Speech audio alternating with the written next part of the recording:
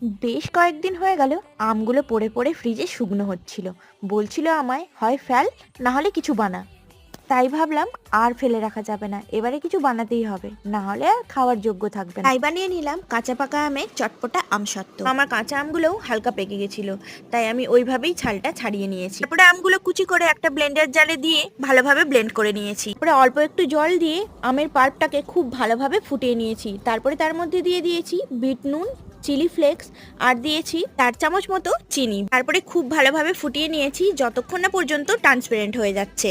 তারপরে একটা ছড়ানো থালার মধ্যে অল্প তেল ব্রাশ করে মিশ্রণটা ঢেলে দিয়ে রোদে শুকিয়ে নিলেই রেডি হয়ে যাবে চটপটা স্বাদের আমসত্ত্ব।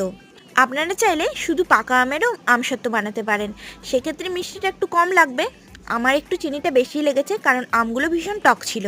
তারপরে এরকম পিস পিস করে কেটে নিয়ে এয়ার টাইট জারের মধ্যে ভরে অনেক দিন পর্যন্ত স্টোর করা যাবে। ভালো লাগলে লাইক করবেন।